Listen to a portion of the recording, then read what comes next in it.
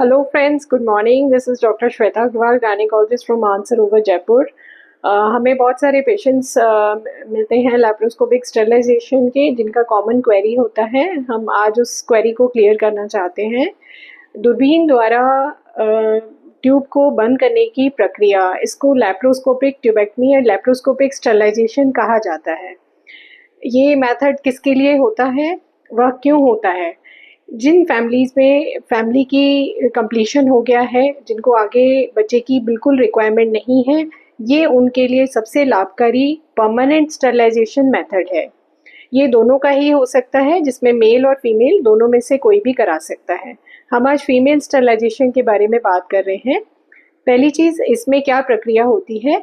इस ऑपरेशन के अंदर it's a minor operation, it is not a major operation. The operation timing is around 10 to 20 minutes. इसमें जो tubes होती हैं उसको हम एक दूरबीन के औजार के द्वारा एक रिंग से उसको ब्लॉक कर देते हैं, जो कि कॉमनली फेलोप रिंग से किया जाता है। इसके अलावा 2-3 मेथड्स और होते हैं, जैसे कि उस पर क्लिप लगाना या फिर उसको कॉटराइज करना। इन सभी मेथड के द्वारा हम जो एग और स्पर्म का मीटिंग पॉइंट होता है, फेलोपियन ट्यूब जहाँ पर प्रेगनेंसी लगती है, उसको ब्लॉक कर देते हैं और आगे प्रेगनेंसी रुक जाती है।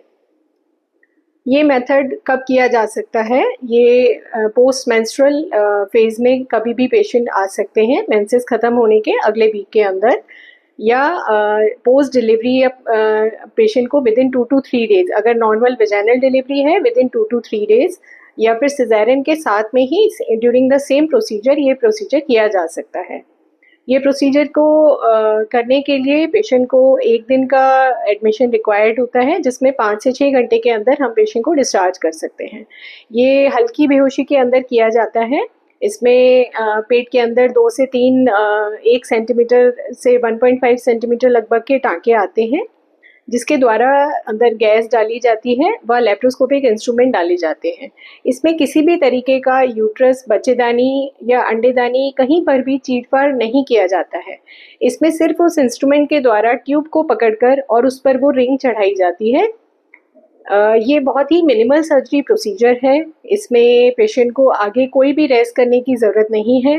विद इन 1 to 2 डेज़ वो अपना नॉर्मल काम रिज़्यूम कर सकते हैं।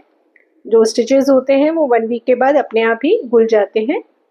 और इसमें बहुत ही बेहतर पेशेंट के लिए रिकवरी होती है। उसको हार्डली पता लगता है कि उसके शरीर पर कोई ऑपरेशन भी हुआ है, और इतनी माइनर सी प्रक्रिया के द्वारा ही उनको एक फैमिली प्लानिंग का एक बहुत बड़ा डिसीजन कंप्लीट हो जाता है।